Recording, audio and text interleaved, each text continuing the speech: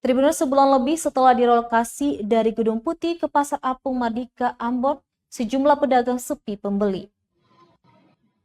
Salah satu pedagang, Rina, yang menjajakan jilbab mengakui selama sebulan membuka lapak tidak satupun dagangannya yang laku.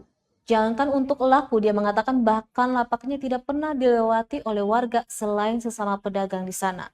Lanjutnya dia menyebut kondisi yang dialami saat ini sangat berbeda jauh dengan saat berada di Gedung Putih. Pasalnya sebagian besar masyarakat Kota Ambon sudah mengetahui lokasi Gedung Putih dibandingkan Pasar Apung yang mereka tempati sekarang. Keluhan yang pedagang utarakan bukan tanpa alasan. Lapak yang mereka sewakan dengan harga 3 juta rupiah tersebut hanya berukuran 1,5 meter persegi. Belum ramainya pedagang yang berjualan di situ juga menjadi faktor pembeli enggan untuk datang berbelanja di sana. Pantauan tribunambon.com Jumat siang, sepanjang blok tersebut hanya ada 2 lapak yang buka. Sedangkan secara keseluruhan baru sekitar 15 pedagang yang memilih berjualan di Pasar Apung Mardika itu.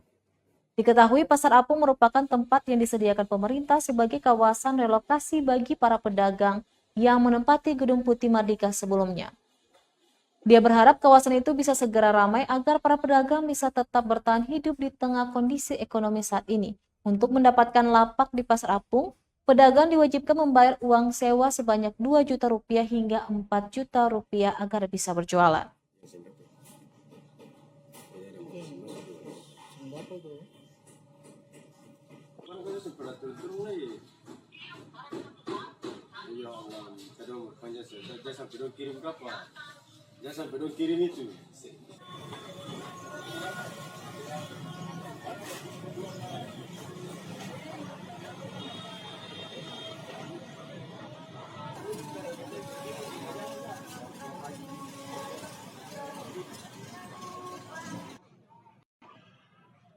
Terima kasih sudah nonton. Jangan lupa like, subscribe, dan share ya.